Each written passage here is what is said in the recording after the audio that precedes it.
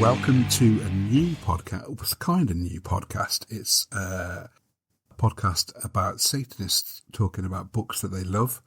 It's a continuation of the mini-sodes that Ligeia and I were doing on Gospod.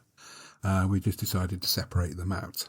This time, we also have a guest with us, and that is Pike.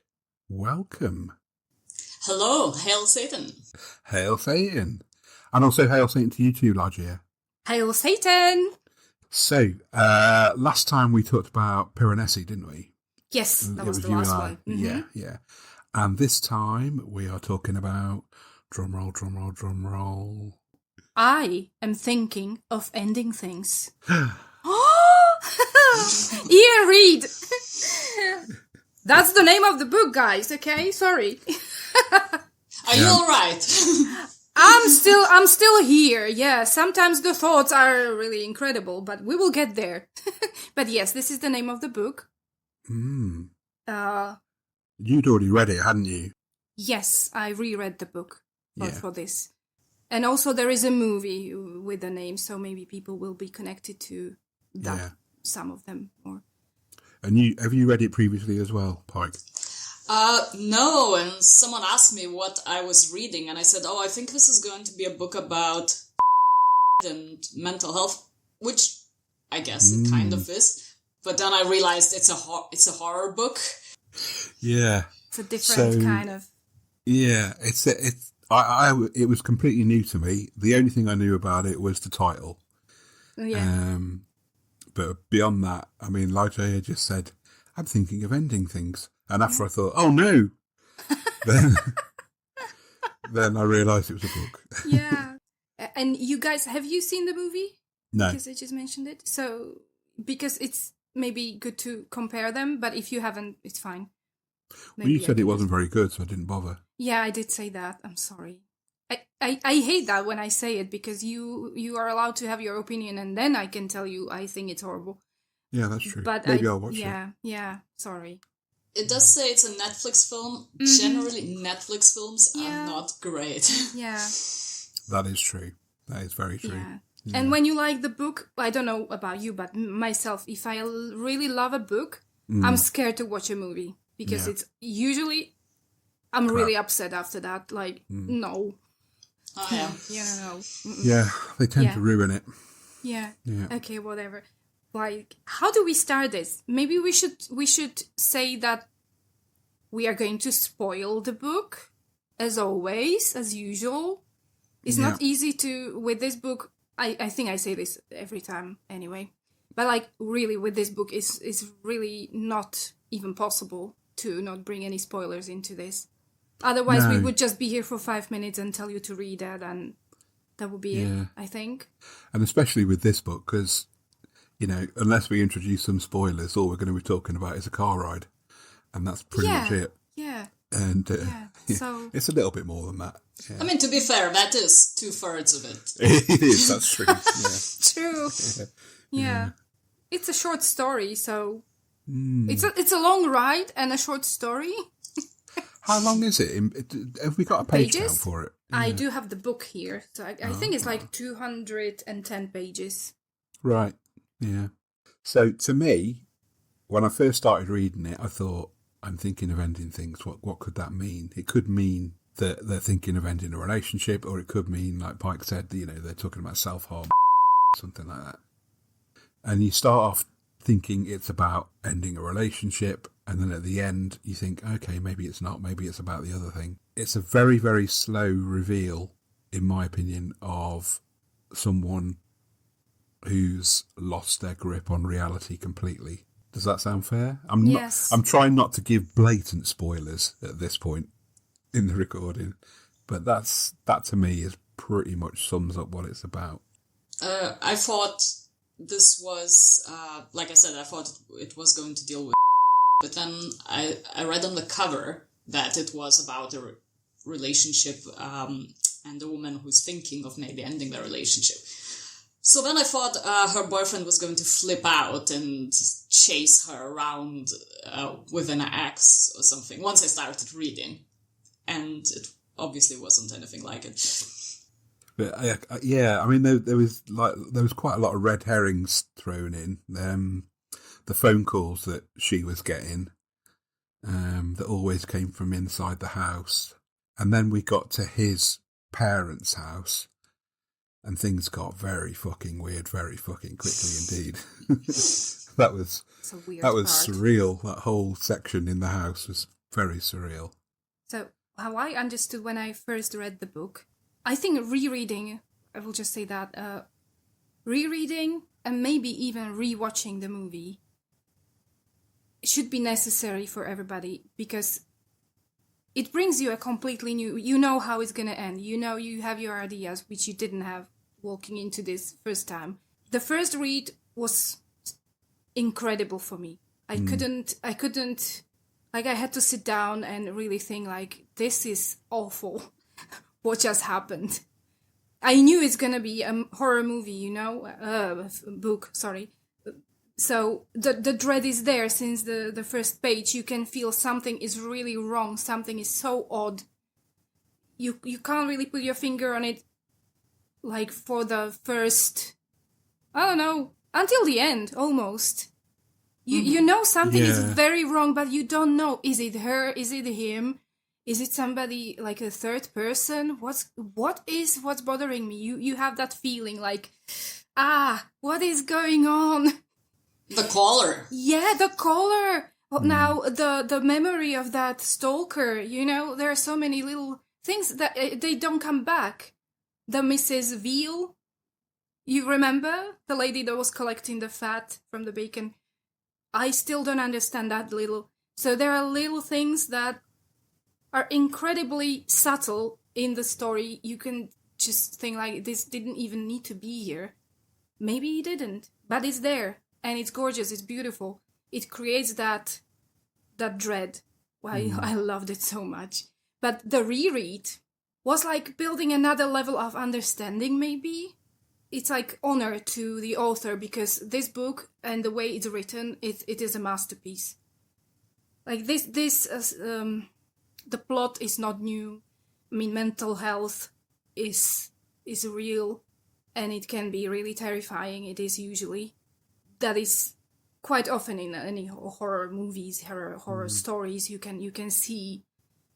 But the way Iain did this, it's so unique. It's like you can't really forget this book. I don't think it's possible. Yeah, and so I thought it's like when I reread it now, I was thinking maybe it's one of the things that the book is about. It's not just this, but this was a new level that I just now realized was going on, like the constant question about being in a relationship with another human being, your partner, versus being alone. It's not judgmental. It's not like this is better, this is worse. It's just the constant questioning of both. Because none of that is easy. No, I mean, the first third of the book, maybe, that's what I thought it was really about. The couple. The subtext of it was about being in a relationship versus not being in a relationship. And like you say, not in terms of judgment, not saying one's better than the other, but just the way that the two different dialogue. ways of being. Yeah, right. Yeah. What do you think about the way they spoke, like those dialogues? Did you enjoy it? Was it annoying to you? Because it's slow burning. I enjoyed the dialogues. It read very much like it was written for a film script. I thought the whole book, I wonder if the author was contemplating a film script when he was writing it. There were moments in the dialogues where I thought it sounded a little bit off. Where, for example, she's telling him a story and she keeps interrupting, saying things like, "Oh, do you need a break from the story?" And it's just, unless you're telling some kind of a very dark or traumatic story, it's just not what people say. You know, you just go on. Right. So that was a little off for me. That stood out to you, like it's not necessary. I also noticed that. Yeah. But by the time we got to the end of it, I thought maybe there was a reason for that. I mean, nobody can say what one person finds traumatic and what another person doesn't. And given what we know about, oh fuck it, we're going to spoil it. I'm just going to rip the Band-Aid You off. have to. Do it! Yeah, Leraje. Given that we know that it's about one person at the end of the whole thing, maybe when he, as her, was saying, "Do you want me to stop? Do you want me to stop talking about? Do you want me to pause?" Maybe he did find it traumatic. Maybe he did find talking about those things traumatic. That's how I understood. Maybe. See, that's the sort of thing. Ligeia, did you pick up on this when you were reading it the second time, or was it when you read it the first time it was kind of clear to you by the end? You mean the idea of it is one person and this is happening in their head, and maybe the dialogue is a little bit odd sometimes because of that? Like, it's not a real communication between people. I needed the reread. I did. After I read it, I was thinking back, maybe this is what was happening, but as I was reading it for the first time, I didn't know why those dialogues were so odd sometimes. I enjoyed it because, I speak to myself and it's weird. Mm. If it was in a book, people would be like, "Oh, no, thank you, I'm not reading this is weird." There is nothing. So I'll fully admit that after I finished it, I went back and read and reread immediately the bit from the moment that she goes into the school. Oh. Because like she follows him. Yeah, because I was pretty sure I understood what was going on, but I wasn't 100% sure. So I just wanted to reread just that last section, just to make sure that I had understood it. And did you prove that you were right? Or I'm not sure whether I got anything new from it or whether I just reconfirmed my misunderstanding. I don't know, but I think it became clearer to me, having sort of like reading it and then thinking, I think I got that, I'm just going to double check, and then reading it again, that, I think that's what was going. That's how I interpreted it anyway. Mm-hmm. Yeah, it's not completely linear anyway. I mean, the story goes like they are traveling in the car. Yes, you can follow that, like, time-wise. But with the dialogue, they are going back and forwards and backwards and all over the place. Oh, yeah, from the moment they go into the school, it gets very, very weird. Yes. I mean, even when they finally arrive at the Jake's house, the parents' house, that part is weird in a different way. I think it's like really like the tension, the build-up of the tension, like it pays off. You can feel the tension through the book, but then when they arrive, the weather changes, it gets worse, it's really cold. He doesn't want to go inside. She's like, what? Why do I need to walk in the snow now? Like, I'm hungry. Hello? You want to show me your farm? I can't even see it. It's dark. And then she sees a farm that is really, really not nice. Mm. Like, why did you want to show me this? I was thinking, like, what is this boyfriend? Yeah. I mean, I would like to see the animals, but maybe feed your girlfriend first, meet the parents, get her a coat. But maybe not the dead ones. Yeah, Exactly. but like she sees the dead animals and he's like, well, that's okay. This is what it is. I'm like, no, that's not. I mean, of course, animals also die, but this was only death everywhere she went. Like, how is he not seeing this? You don't go out of your way to show your new girlfriend all the dead animals you've got on your dad's farm, do you? To be fair, confusing. he sort of foreshadowed it by suddenly telling her about the tails of a sheep in the car. Oh, yeah. Yeah. I was reading that and figured, no. I hope this is not true. I don't even know. I thought about it, like, do people do this? Why would they, like, leave the tails alone? Just leave them, please. Yes. Ooh. I don't know. If people do it, please stop people. Yeah. Or at least tell us why. Yeah. What the reason like, is. if animals are suffering, I can't deal with that. But yeah, the dread that you were like, when she entered the school, that was where I would say the horror, like the real, like, what is gonna, like, who is gonna kill her? Who is it? Is it the Shining situation? You like crazy Jack running around or what? I mean, there was kind of, I think the author, Iain something? Reid. Yeah. Reid. I think he was trying to hint or sort of like push another red herring on us, because there was a bit before they got to the school when they were still at Jake's house, when she went down to a kind of like laundry room type thing. Basement in the basement. house. Mm-hmm. And I, at that point, I was getting strong serial killer vibes.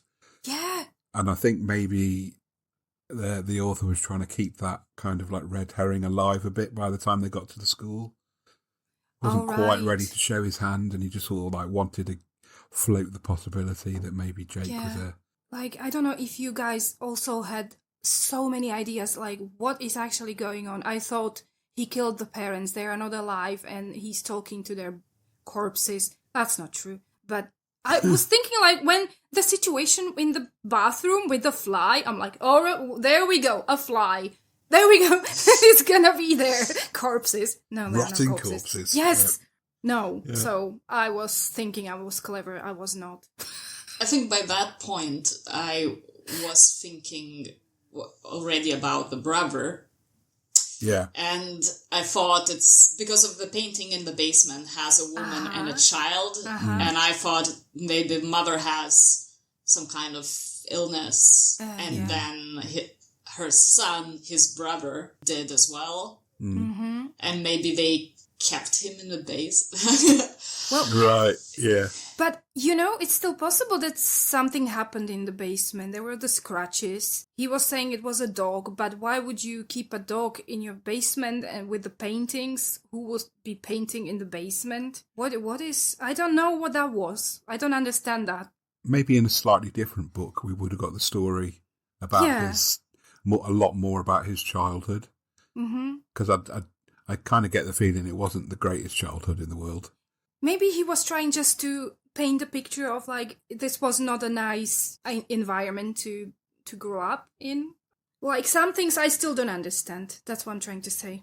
It would have been, I think it suggests that idea about a brother because it's quite an old thing. So I don't know if, I don't want to say a particular time period in case I get it wrong, but when families had disabled children, they would often lock them up either in attics or basements to kind of keep them away from, I don't know, people seeing them or having to see them themselves. They were ashamed of them. Yeah. Yeah. It was a stain.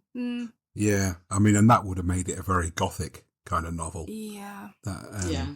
There's that famous bit in Jane Eyre when Jane is at first with Mr. Rochester and Grace Poole bursts into her room. And, you know, she's obviously been hidden away. That bit fucking terrified me in Jane Eyre, by the way. I was scared shitless during that little bit. It's a creepy book. Yeah, it is. It is. That is. But yeah, that I think what if the story had been about a literal brother, and maybe it was, I think it would have been quite a gothic take on. Yeah. Well, he kept it open. The author maybe wanted us to have questions because I think he actually really likes questioning and questions. He said it multiple times in this book, like, questions are better than answers. We love questions. And I loved it. I'm full of questions and I don't bother finding answers. I'm like, oh, these are questions. Bye. You know, like, who cares? You will not find answers to everything. So even what I said, like, questioning what is better for humans to be in a coupled life with somebody, to share your environment, your everyday life, to respond to their moods, to their health, to their, you know, how they work with time. It's not easy. It's challenging. But also, if you're living alone, you might really get lonely, and it's depressing when parents die or you don't have siblings. It's like you are really, really alone, which is great to have your own bed and not listening to anybody snoring. My husband is not listening, but now I know what I'm saying. You know, like you don't have to respond to another human being 24/7. Yeah. But the question is like, maybe if we could like, you know, have a week off, week there, that would be really nice, balanced life. But that's not how it works. No. So it is really a question. There is no answer to that. I don't think it is. Here's another question Mm-hmm. for you. Hit me. So when the ending happens, I don't know if it's even worth not spoiling by this point, but let's say when the end happens, yes. Do you think that's because of the potential for breakup? So that one personality wanted to kind of finish? Or was that out of loneliness? What actually was the trigger? I think, Leraje, you can have a little think, because I read it twice. So I think self-talk, like a monologue of a person that has decided what's going to happen. That decision has been made. And now this is like a stage between the decision being made, that is clear, and the actual act of finishing something, ending, where there was question about what is going to be of me, of anybody, of a human, when you die, because we are, according to the words of this book, we are mostly a collection of memories that we created in our life, which is not it's not reality, it's memories. And no memory is, it is based on something that happened, but it's not real. It is what we remember.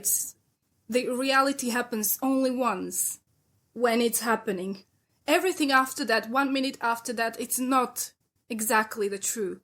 So we are a collection of these memories, and that creates, the life. Like, of course, we are an animal, we have a body that's physical, but like everything else that is inside us, like, what is it? You have hopes, you have dreams, but that's only based on what you remember, what you experienced already. You can't base your hopes on anything that you haven't seen, felt.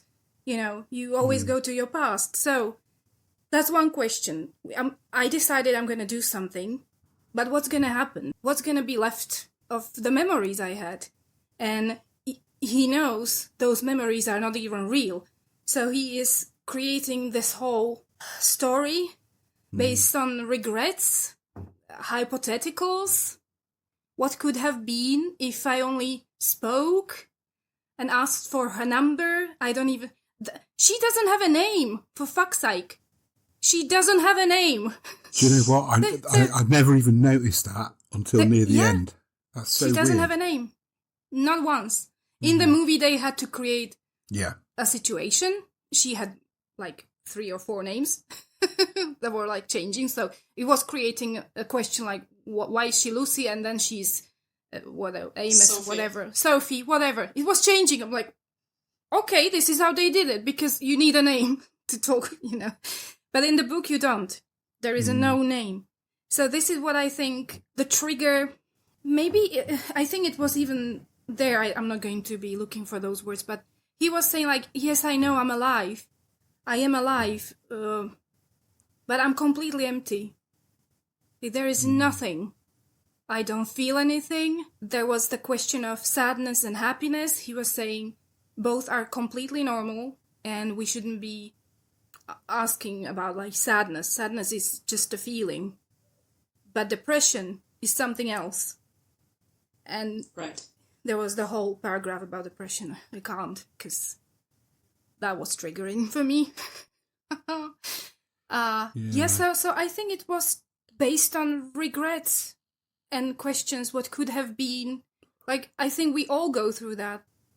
You take one road through your life, and you can't go back and try that. Like, what would have happened if I didn't marry?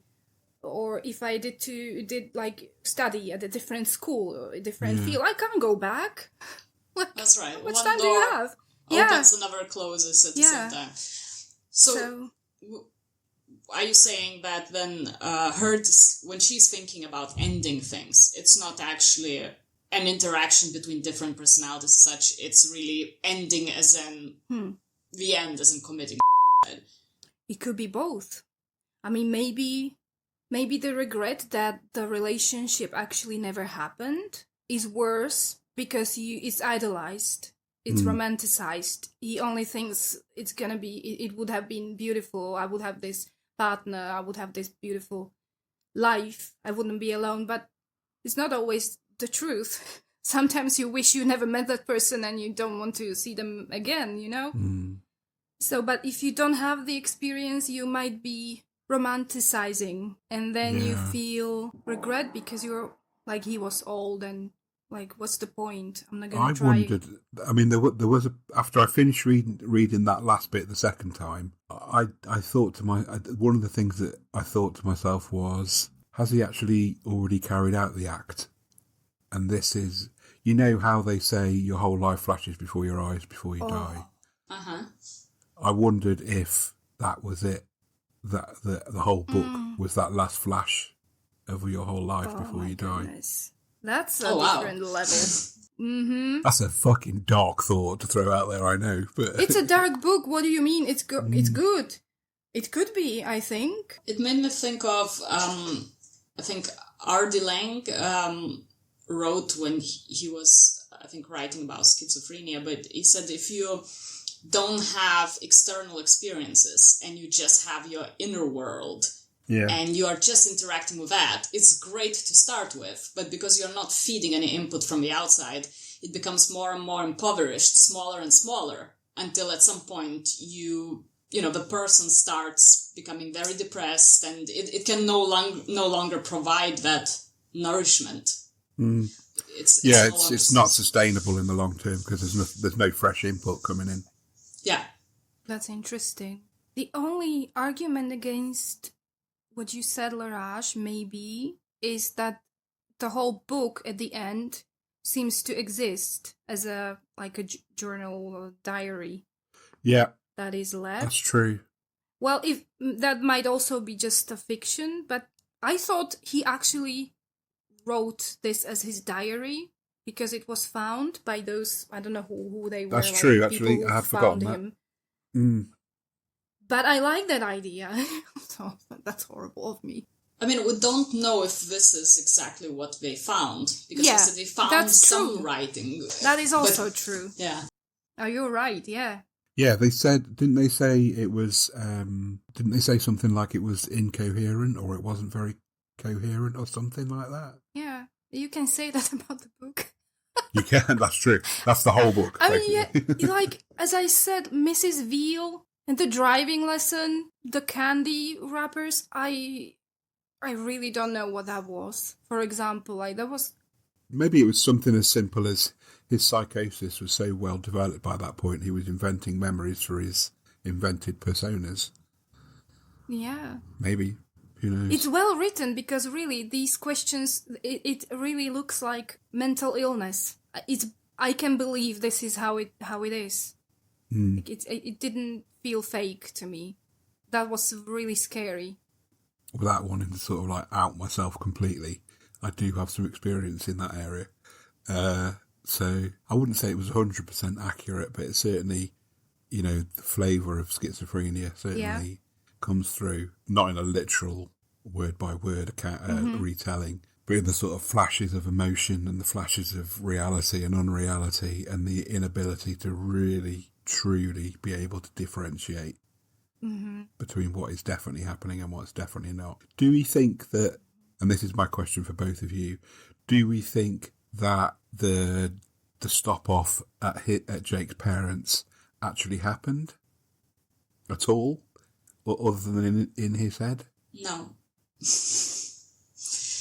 I'm not sure how it would happen because.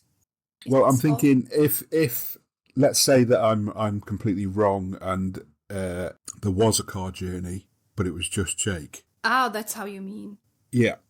Like, did he go? Yeah, I mean, if we're proceeding on the very loose assumption that he was thinking of ending things in that literal sense, might he want to stopped off at his parents to say a last goodbye? But they were dead. But he could still, well, if they were dead. Okay, they said. I think you're correct that there was a car journey, because I think the girls at the Dairy Queen were real. When one of them says, "I'm worried about you." See, I got a completely different take on that. The Dairy Queen. Yeah. Okay. Yeah. To me, that was the most surreal and unreal moment of the whole book. I'm sure that Jake did go to a Dairy Queen in itself is an odd choice. It just felt like there was three members of staff, and he only knew one. And when I say he, I mean her. Only knew one of them, or thought she knew one of them, and I don't know. It just felt that whole section in the Dairy Queen felt very sort of like David Lynchian. It was very. There we have him. Yeah, it was very. I mean, yes, the whole book is surreal. The whole book is very odd, but that bit in particular really kind of like, I don't know. It really stood out to me as a particularly surreal. I assumed that the reason why he or she recognized one of them was because they were likely. I mean, she mentions they were likely students. So if Jake worked as a janitor at school, caretaker, he would have run into students. Yeah, good point. And also the choice of Dairy Queen, I was looking for this. It's in the book at the end. Like, you know, the parts where the other people are talking about how they found him. Oh, right, yeah. It says his hearing had become pretty bad. He had allergies to certain foods, milk, dairy, delicate constitution, blah, blah, blah. He was scared of the basement. So maybe his health was really not the best. And the Dairy Queen was something he never could actually do. I don't know Dairy Queen, but it sounds like, you know, ice creams and stuff made of milk. So I think he never could. And other kids maybe could have been going there and enjoying ice cream, and he was always this weak, weird kid with allergies, maybe even rashes. Maybe he was bullied. You know, the girl, she had the rashes, and it's just like the way the other two girls treated her was really upsetting. I was like, haha, I'm already here. Girl, I wouldn't be able to work with people. No. No. But this is what I thought. Maybe he was, you know, mixing stuff in his head like, oh, I never actually could have had an ice cream even. I don't know. Recently, I read another book where an important scene takes place at the Dairy Queen. My theory is that you have these American writers who just, you know, drive down to their local drive-through. And then they incorporate it into their books. And don't forget to say it's 5 blocks away, which I know exactly how far that is. Yeah. Everything's always 5 blocks away. Yeah. It's only 2 blocks away. Well, yeah, thank you. But yeah, I know what you mean. I need to pay attention. And if I see Dairy Queen in my life, I might just enter just to see, like, what's this about? I have no idea. I think it's kind of like a franchisey type. Yeah, I think so. Ice cream thing? And like drinks with, you know, all this ice. Was there anything in the book or the way it was written or any aspect of it at all which either of you found annoying or wrong or not within the spirit of the rest of the book? I didn't. I'm just curious because I've read a couple of reviews of things other people have said. It's not that it was incongruent in any way. This is maybe coming a little from a different angle, but I'm not sure how I feel about using disability and mental health as a kind of source of horror. Yeah, it's a bit of a trope, isn't it? Yeah, and I mean, it works, because obviously we do have that fear. It feeds into a fear that actually exists, but also it makes that fear bigger. It feeds it as well. So I'm a little on the fence. I mean, I know artistic license and everything, but I'm not sure how ethical that is. Yeah, funnily enough, there was I can't remember, I should have kept the link, but I didn't. There was a review in The Guardian that said pretty much the same thing. That I mean, it came out when the book came out, so we're talking about, what, 4 or 5 years ago? A bit more than that. I'm not quite sure when it was published. Right. I think it's like 2017 or something. 2017? Oh, right, longer than that. That's just, I pulled it out of my feet. I don't know. It says 2016. 2016, all right, so nearly 10 years ago. Oh, God, maybe it wasn't The Guardian then. I'm sure it was The Guardian. I don't know, I can't remember. I'll try and dig it out. If I find it, I'll put it in the show notes. Turns out you were reading The Sun. Jesus Christ. Stars. They probably don't have a book review section anyhow. As far as The Sun goes, I'm always just impressed they managed to string 2 words together in a meaningful sentence. It's a valid point, Pike. I love this book, and I really love everything psychology and psychiatry and stuff, but I agree it has that little aftertaste or bitterness around it, because it's a moral question, I think. And it's not only just this. For example, have you seen The Substance, the movie? No, I haven't. No? On my list. Okay. But anyway, maybe not just that movie, but any movie that is about aging, and the anti-aging, this battle. It's usually about women, not surprised. But I always feel we know this is an issue. I don't need to be reminded with another movie that this is an issue. I think the overexposure of that is not helping.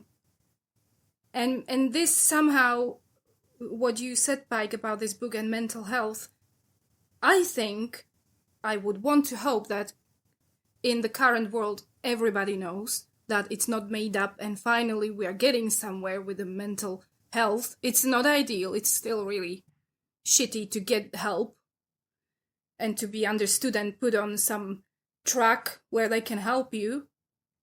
It's really tiring and exhausting, and there is still that stigma and stuff around it. Like, it's not easy, but I think it's getting better than it was. At least, like, we have autism and ADHD, other things. It was so not easy to get diagnosed with this. It's nothing new. Like, these things, autism, ADHD, like, it's nothing new. It's not that they needed to find a word for that. It's, like... It's always struck me as funny. What the hell? That something comes, for some reason or other, the kind of like the cultural zeitgeist suddenly starts mentioning things like, and autism is a good example. So 25-ish years ago, it became part of the cultural zeitgeist, and it became the accepted thing for the government and the medical profession to say, look, if you think someone you know is on the spectrum, or you yourself is on the spectrum, go and see your doctor. Here's, and then 20 years later, we're now at the point where services are completely overwhelmed, and there are people saying to you, you're not disabled enough. We're going to cut your benefits, and we're going to stop it. Yeah. And it's like, fucking hell, just decide what you want to do. Do you want to help people or not? Yes. It's a good question about the book and books like this and movies like that. Conversely, just to play devil's advocate, do we think there might be an argument that it's kind of the role of the horror genre in particular to hold up a mirror to society in terms of things like feminism, in terms of things like disability, and say, this is something that we should be talking about more, and here's a way to do it? I mean, I'm thinking it's not a horror, but but I'm thinking of the recent Netflix show Adolescence. Oh, yeah. Which was, in terms of a piece of art, absolutely amazing. And it was horrific. The subject matter is absolutely horrific. Yeah. So what I'm saying is, it's a good point that, this book is about, on one level, is about the horror of disability, and The Substance might be a film about how feminism is perceived, and the duty that women feel they have to sort of like remain young. I just did air quotes there. I don't know why I did that. We're on a fucking audio podcast. Never mind. But by the same token, I'm sorry, this is really long-winded. By the same token, is it maybe the job of the horror genre to hold up a mirror to those things? Right, because we're talking about it now. Yeah. Yeah. And it gets you thinking. That's for you to say, because I don't normally engage with the horror genre because I'm just too much of a wuss. I found this book absolutely terrifying. Yeah. This will be Pike's only appearance as a guest on the book. We don't do only horror books. Piranesi was no, that's true. No, Piranesi is not horror at all. Well, I am corrupted, No, so maybe I'm not the right person to decide if it was horror. I'm looking at Leraje. Maybe it was at the end. I don't know. But Pike, we will find books that are no horror, and I will be so happy to have you here. Of course. We are able to talk about Bible, which is the most horrifying book of all. I was going to say, I'm seasoned now, so I can handle it. We are corrupting another one. A little at a time. Maybe not The Exorcist just yet. I know we've done that one already. That's done. I listened Don't worry. to it. Yeah. But no, I mean, Ligeia is absolutely right. We don't have to do horror at all. The point is not to do horror. The point is to do things that we like. Exactly. And that's about it. Yeah. Or, I'm able to see horror in Jane Eyre or any like romantic shite that like other people I'm happy. I can create my own horrors. Yeah. Books are okay. There are no jump scares in books. Just the movies might be. Fair enough. Technically, Jane Eyre is not a horror, obviously, and it's not really. I mean, it is a romance, but it's not. It's not a very romantic romance. It's a horrible romance. Yes. It's fairly abusive in a lot of ways. Okay. Let's do something new that we've never done before. Let's rate the book out of 10. I was just going to suggest it. Pitchforks. Oh, no. How many pitchforks? Pitchforks, yeah. Out of 10. Of 10? Or 5? I don't know. I like the 10. I don't know. How about you? 10, yeah, okay. It's like it gives you more space to be more specific. And we are talking about everything, like how we liked it. We don't need to... An overall impression of the whole thing. This is the first one. What do we do? Because now, after this, every other book is going to be following the same pattern. Well, I can't do that. This is my today's brain. I'm sorry. It's not going to be the same tomorrow. So, okay, let me think. Do you have your number, Leraje? Yes. You do? So maybe you start. All right. I would give it 7.5 pitchforks. Okay. I need more time. Okay, maybe I could... You know what? I was just going to ask, like, how would you rate maybe some of the books we did before? So I know... Piranesi, 9. 9. Okay. Sorry, my West Midlands accent I love came it. out a bit there, didn't No! it? Oh, come on. You have to listen to me. Come on. You can't get worse. The Exorcist, I would give 8. Legion, I would give 9. Mm-hmm. Short Stay in Hell, I would give 9. Good. Oh, this and is Grimscribe, 7.5. I would give... Oh, it's difficult. It's difficult. With stories, it's difficult. Because they're individuals, aren't they? Mm-hmm. And also, you haven't read the whole book, so... Why I have. I'm thinking of ending things. I will say 6. I might be a little unfair to it. I might be underrating it because I can't tell... So when I reached the end, I felt a little bit cheated in a sense of, oh, it was all a dream.